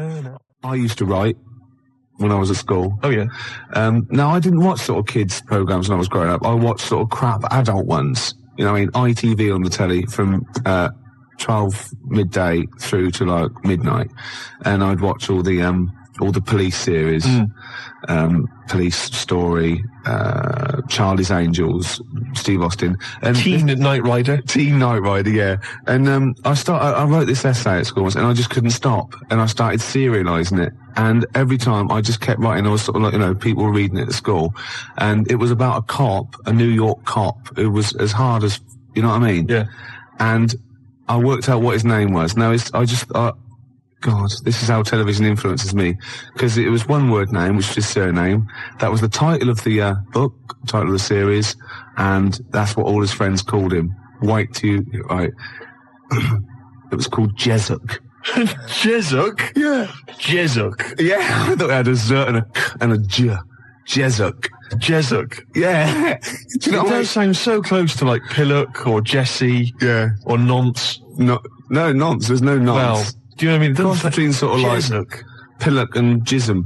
Damn you, Jezuk. Yeah. You're off the case. Give me the badge. Keep the stinking badge. I don't need a badge to be a cop. It was all stuff like that. And he'd burst, yeah. And so he'd look at his gun and go, "This is my law." My God, it's Jezuk. How did he find us? Jezuk. Yeah, it was great. There'd be shootouts and everything. Oh, fantastic. Let me just ask, did he have perhaps have a broken marriage? He was hard-boiled. He played by his own rules. Didn't he? Yeah. I imagine. Simultaneous with this. He was a bit of a drunkard as well, had a bit of drink. No, he didn't drink, no. He was a good-looking fella. But he was letting himself go. He was a bit hard-bitten. Yeah. And the other thing I was sort of simultaneous, which was more of a novel. I wasn't serious. I was actually writing a novel, and I got like 3 exercise books, right? It was about this kid, right? Oh, God. right? He saw his parents just brutally murdered for no reason by a gang of outlaws, yeah? And he buried his father, and he knelt down on the grave, and he said, looked up, and he goes, as God is my witness, I will avenge thee. And then he sort of went to the store, and he got loads of bullets, and he practiced, and he was the fastest guy. He was only about 16. Yeah. His name was Jody Barnes. Jody Barnes is all right, yeah. Yeah. Imagine, that's nice. Yeah. Oh, fantastic. Have you still got any of those exercise books? I hope not. That would be the incredible. teachers used to sort of like, I must have gone, yeah, it's good. I must have passed around the, he's done another one. Gervais has written another episode of Jessup. Yeah. But I say, seriously, if you brought one of those in and read it out, I'd be entranced. Imagine it. Seriously, that'd be great. Do you think The your mum ramblings might... of a twisted 14-year-old brain that only ever watched ITV cop shows. Do you think your mum might still have some copies of Jessup? No. Was it like sort of, the initial one was like Jessup, then it was like Jessup abroad, Jessup in Paris, Jessup on safari. Yeah. Here comes Jessup. My mum... Return of Jessup. I liked that Jessup. He's a proper man. Yeah. It's not like you. But Mum, I invented Jessup. You're a Nazi. You couldn't be like Jessup. He's in my mind. Return of Jessup. Here comes Jessup, son of Jessup. Oh, it's fantastic. What if Jessup met Jody Barnes? They'd get on. They'd have no quarrels. They could team up. Oh, it'd be fantastic. After break, a little bit of Lars. Teen Jessup. This is 5 minutes. The news. I'm looking forward to the news. You've had a great couple of newscasters the last couple of weeks. Don't piss them off because Jessup came in here. Oh my God! He would not stand for it. He'd arrest the engineer. He wouldn't stand for it. He'd soon figure out whose fault it was. Yeah, and he'd Get me Jessup. They'd be down the precinct, wouldn't they? Asking a few questions. Jessup, you're off the case. I don't need a stinking badge. Yeah. I bet Jessup plays by his own rules, doesn't he? Of course he does, but they take his gun, his official gun, not the one on his ankle, though. Oh, he's got a little ankle gun. Of course he has. I didn't expect that from Jessup. Yeah, he has to. So. Is Jessup one of those NYPD cops who doesn't have a first name? Yeah, I'm thinking him now. I think he might be a little bit Latino, maybe. Really? Hispanic. I don't know. Hispanic. Yeah, Jessup. Hispanic. Czechoslovakian Hispanic. Yeah, Jessup. Get me Jessup. Yeah, Emilio Jessup. Emilio Jessup. That'd be fantastic. So what's the name of the show itself? Is it named after It's him? called Jessup. It's called quite simply Jessup. Of course it is. It's called Jessup, yeah. And he's an NYPD cop. When is he going to marry that girl? Oh, come on. Make her an honest woman. An honest woman, for goodness She's sake. cooked to you again. Jessup. Oh, Christ's sake, Jessup. God. But you see, he's hard-boiled, Gervais. He's already had 2 failed marriages. I know. And I'll tell you what it is. It was because the fact that he was a cop. Because you bring that stuff home with you. Yeah. All right? You can't just leave that at the office, Gervais. I'm worried about his kid, 16. Really? Yeah. Is he going off the rails a bit? He's on smack. Is it? I don't believe it. I don't believe it. He could have been a great cop. He could have been a football player as well. Well, of course he was, because he was great in college. He was great in college, And now he's hanging out with the wrong people because Jessup can't give him enough attention. I know. And of course, Jessup's ex-wife, of course, is dead. So he's got to raise the kid on his own. Is she? Oh yeah. Is she? Well, she got. Oh no. What did she die of? His first wife, the marriage broke up because he was heavy drinking.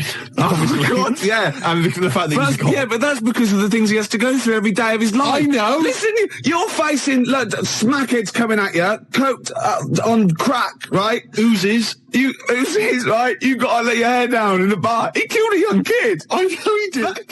Twice. Yeah. His first wife, Yeah. I think what happened there, Gervais, as far as I'm aware, is that they got divorced, Yeah. but really they still love each other, don't they? Let's be honest. Yeah. She's the only one that stands by it. Well, Jessup says, well, I can love 2 people. Yeah. And he has done. Yeah. Well, I had to cut those scenes out. And his second wife, she's dead, isn't she? She got killed, didn't she? Yeah. You know why? Why? He hesitated after he'd killed the young smackhead boy that was coming at him. Had a grenade. I don't believe Yeah, it. had a little grenade, yeah. And his second wife got caught in the crossfire. And he thought, he shot him, and that's why he never hesitates again. He just goes in blasting. Sometimes he shuts his eyes. He just goes in blasting. Yeah. What would be the opening credit sequence for Jessup? What would happen? Would it be Rockford Files style, where he's in the supermarket, buying food and all the sort of it? I think he'd be, no, I think it would be like split screen. I want he'd be turning round in like a mall, like firing. On the other one, he'd be dropping the toast and his wife would be ruffling his hair in the morning. And he'd be going, and he'd sort of like be getting crumbs off it. Well, it wouldn't be his wife, it would be a lovely lady he'd probably picked up the night before. No. Remember that great... he doesn't do that. No, he does, he does not. He doesn't. He's estranged from his wife, and his second wife's dead, you idiot. Yeah, but we established he's got a new one. He hasn't got a new wife? Not a new wife. He's got a new bird, hasn't he? Well, yeah, you said wife. Well, he's faithful to her, though. He doesn't go and pick up floozes. What? He doesn't go around with dirty girls. I always remember from the beginning of Quincy, where he's there and he's doing exactly that, sort of running and jumping over things. And then you see him and you think he's examining a body, because that is what he does. And he's kissing someone. It pulls out and he's given a woman in a sunbathing outfit, just giving her a massage. A sunbathing outfit. I don't know what the where's Steve lived to that? I did see in you under a sunbathing outfit. For sure. There was flesh bits in the middle and the rest were polka dot. Wait, a sunbathing outfit. Sunbathing outfit. That's great. Birthday suit. There was a girl in the Altogether. The Altogether. Oh, God. Oh, that's fantastic. Yeah. What's wrong with that? I will pop this rubber thing on, and for sure, I am in a sexual intercourse outfit. Sunbathing outfit. I can't believe I've embarrassed myself with my use of language when it's invariably yourself, Gervais. I know, yeah. Oh, dear.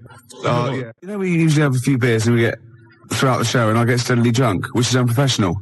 This saves a bit of time, turned up pissed. You turned up drunk today? Yeah, so that's I'll tell you what. I'll be honest with you, Gervais. Normally, if someone gets drunk, their speech begins to slur. Yeah. They talk rubbish. Yeah. No difference. No, with you. That's the beauty of it. Yeah. That's the beauty of being me. Yeah, exactly. How drunk are you? I had a little bit of wine. Did you? Couple of glasses? It's a lovely... I might get a little bit melancholy. What about the little baby kangaroos have to crawl all at their mums? Your mistake. The tease penguin's probably my greatest invention. The tease penguin? Can you tell us again? I forget. Well, it's just a penguin, right? You train, you put it in a lovely little French-made outfit, and it comes in with sort of breathes fishy breath on you and slaps you around the face with its flipper. Yeah. Oh. Jesup, obviously. But it doesn't let you go any further. No. That's why it's the tease penguin. Yeah, I see. Yeah. XFM Family Fortunes. Oh, I can see that on telly myself. Yeah, it's incredible. I don't know where you got the idea from. They just come into my head sometimes. Do they? Yeah. I was actually in this week with Claire. Lovely man. Oh, Baby Bird was it at XFM? He's very nice. Is he? He's got a beak and funny little claws. Oh, Rick. I know, it made me laugh. Oh, my God, we're desperate. He used to be an We're desperate men, Rick, if you've got to resort to that kind of I called him Baby Bird, he went, I've never been called that before. Which is bizarre. But there's a band are called Baby Bird. He's called Stephen. Can you go to turn that down next door? All the time to a show. Music, aren't they? It's Emma, it's not on. That's insane. I can hear a throb from the other room. Yeah. Someone's got... This is insane, Gervais. It's like trying to host a radio show. Yeah. And now he's laughing. Yeah. Oh, well, anyway, it's all going to be... we're going to play a track that you've brought in. That's right. Go on, what is it? It's a fantastic tune by the Gravediggers, part of the Wu-Tang Clan rap collective, right? It's from their album. Not to be confused with the Wu-Tang Clan. That's a little shellfish. Yeah. That's into rap. Yeah, that swears a lot. Yeah, yeah, terrible, yeah.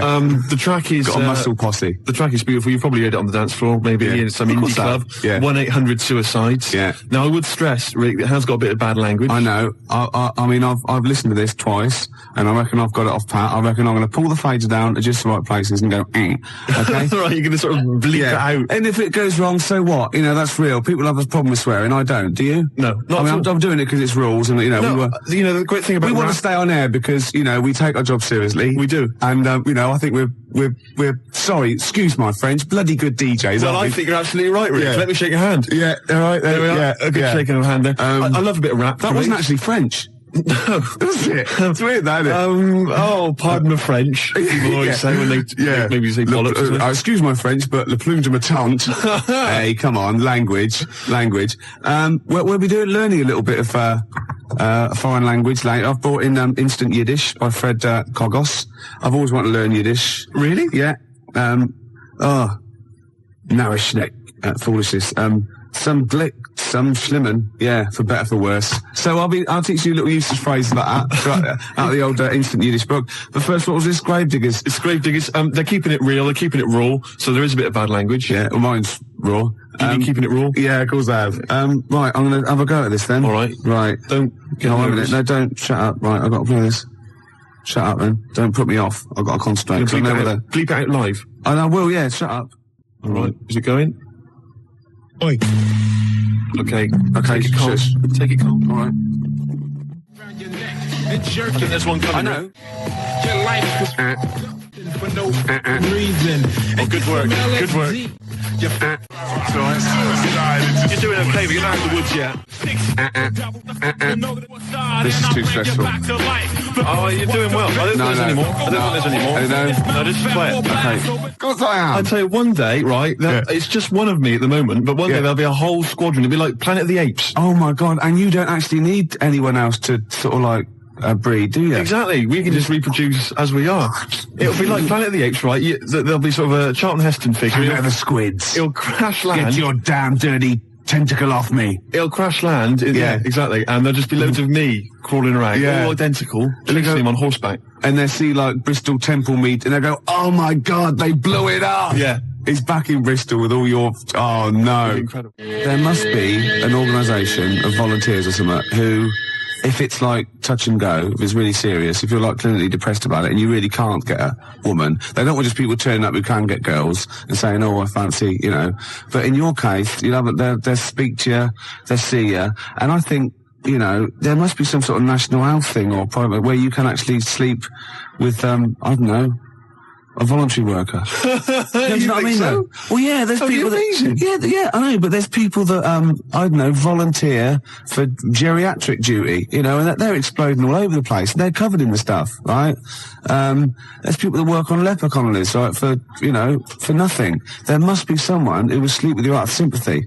You don't want that. Of course you don't. You don't want that, do you? Well, let's not be hasty, Rick. I mean, these people, especially if they need some sort of free publicity, you know, get a bit of, you know, sort of press and media attention, I ought to sort of help to publicise their campaign, really. There's probably an organisation that go, you know, and they go off to like, just strange climes and go on to like leper islands and that, and they work with them. Or they can sleep with you. Now, that's got to do the lepers some good, doesn't it? Yeah. You know what I mean? Wouldn't that be terrible if that was the option, right? And suddenly volunteers to leper colonies doubled. Was like going to Torremolinos. Yeah. Let me on the bus. Sorry, there's no room on the bus, but you're at the back there. Yeah. Good. Well, then here we go. Here I am then. Yeah. I'm sorry. I signed up for the lepers. Yeah. Licking their wounds. Well, sorry, but geriatric duty. Yeah. Scraping it out. Oh dear. Oh, you know, I heard a song in the week, right? I've heard it before. It's by Ween, and it goes, "Push little daisies and make them come up." And I don't know what it's called. 0171 580 2000. I don't know where to look. Push the little daisies and make them come up. It's like that. It is. It's rubbish. I've been going around singing There's that. no song with that lyric. It's like that. It goes, "Push the little daisies and make them come up." Shut up. Yeah. Shut up. That's what my friends have been saying for the last 4 days. God, you're really irritating me today. Like, people will go on going, "If you'll be mine," not too annoying. But, after about 10 times you go, "Oh, can you sing something else?" But when you've heard, "Push your little daisies and make them come Shut up up," now. you can get really annoyed. Yes, it really can, can't it? Shut up. Okay, one of those, you and me song. Push your little Shut up. We've done funny phone calls, haven't we? We've done some funny phone calls. Did that one like Penky, when we phoned up Safeway and said, "Have you got some cheese?" And they said yes. And we showed them, didn't we? That showed them. Yeah. Oh, we've done some crazy crank calls. Yeah. Do you want some beer? Do you want some beer? Brilliant game. 5 o'clock foreigner. 5 o'clock foreigner. Yeah. What else have we done? There's been just too much, hasn't there? The alarm frog. The alarm frog. That never got off the ground, did it? Got going. There's some great ideas.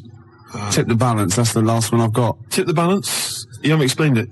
It's my last. I think it's a little bit in bad taste. Really? Yeah. Oh, well, I don't want that on this show. No. I mean, I think it's a little bit Much. Really? Is it too much? Is it the most outrageous thing you've ever... Well, okay, well, no, this is an idea, right? It's a board game. It's a board game. I'll send it off to Waddington's when I'll get, It's 4 simple weights, sort of just like fulcrum weights, like scales. Like a little seesaw? Yeah, a little seesaw. And there's one end is like a bowl, right? The other end is like a kilogram weight. Right. And there's 4 of those, so 4 of you sit round, and you've got to quite simply tip the balance, right? So you've got to fill the bowl? Fill the bowl, yeah. What, with rice or... No. Household object? No. Bodily secretions. Right. So it's the first, Maybe you shouldn't tell us about this. Well, no, because there's simple rules. Anything that comes out of your body is all right, okay? In every form. Right.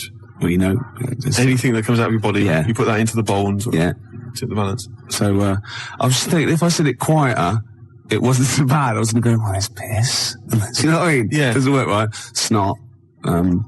Sick. Yeah. Spunk. Well, I was going to say cum, because then I could be spelling it C-O-M-E. Therefore, getting by some of the radio authorities rather sneakily. And spunk, as you said, is like courage, isn't it? Exactly. Like in the Waltons, they go, oh, look, I love your new girlfriend, John Boy, she's full of spunk. Yeah, sorry about that. Well, I've been carried away, Dad. Good night, John Boy. Yeah. John Boy. Good night. Don't stop. Right, here's the Cure. We'll come back to this. Cure, Charlotte Sometimes, 20 to 6, Ricky Gervais Show. And Steve. what have we offered today? Well, we've offered Tip the Balance, a new board game from Waddington's, which involves secreting various bodily fluids into a bowl in order to tip the balance. Yeah, and the way you do, you go, tip the balance. I can just imagine the front cover with sort of Granny. She's stooped. Yeah, she's just like... She's got trousers down. Yeah. She's just... And she's missed it.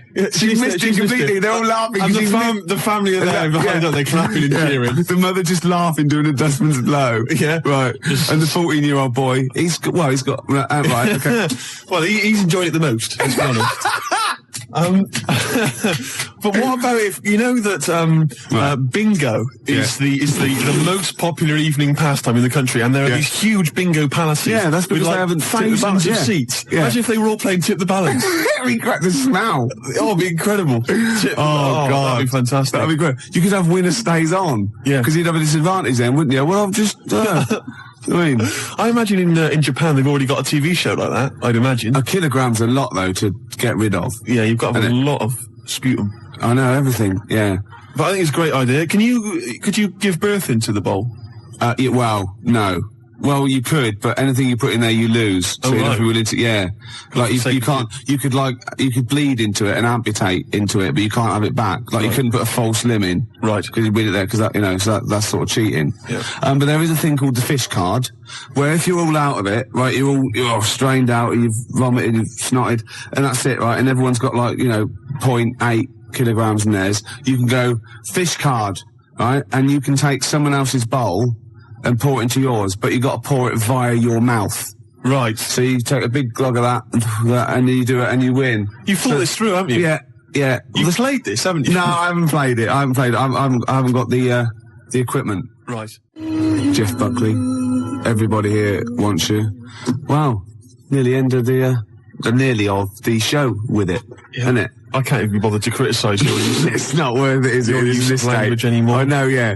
So late in the day, I mean, you're not going to master it at the age of 45, however old you are. I mentioned, I guess we could call it Freak Show or something like that. Yeah. Where celebrities with deformities come on. That was Nigel's from Tottenham. Nigel in Tottenham came up with the idea. The most deformed. What would you put forward as your most deformed bit? Well, luckily, sucking my most deformed bit would be curiously enjoyable for me. Anyway, I asked for a few more celebrities who've got deformities, and various people have called in. Jez in East Barnet mentioned John Thor, who, of course... So with him? Well, John's left leg, I think, is shorter than his right. He always sort of hobbles a bit as he walks. You have to suck the whole of the left leg? Yeah. Right. So that's... Say that again, Lewis. Well, I was just saying, that like the fat bird in the opera. Yes, I know it is now. What? Because I said, no, nothing to do with it. I just saw him do it. I just forgot and I was pissed. Yeah, go on. Paul Daniels, apparently one arm is shorter than the other. Can I just say, the head? True enough. Yeah, Debbie McGee could come on and just bring Paul as her deformed under her arm. object. Yeah. That's from Tony Namersham. We've also had Ian Jury.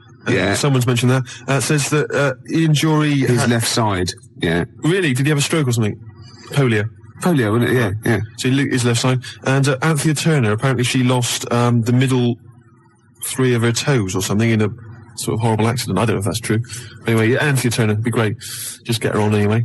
She lost... Oh, what? Well, I don't think it can be true, to be honest. It says that she's only got 2 toes on one of her feet because she lost the other 3 in a fly-now accident. Oh my God! But I don't know if that's true. So it's when you used to go to school and say someone, had a fight with the lawnmower. Yeah, she did. Yeah. No, I meant your hair, love. No, look at me toes. Yeah, exactly. So, so what would you suck? Would you suck the gap, or would you suck the toes that flew off in the garden? I really haven't thought about it. Why not? I haven't really given it much thought, to be honest. Satellite, that's all we were, Steve, just satellites. Just satellites orbiting around the mighty space station of XFM. I don't know what I'm talking about. No, I didn't think that you could carry that much further. No. Still, that's the end, no more cheap knob gags on a Sunday afternoon. No more sort of swearing. Smut on the radio, breaking every radio authority that there ever was. Yeah. Good times, eh? We've had a few laughs, few tears.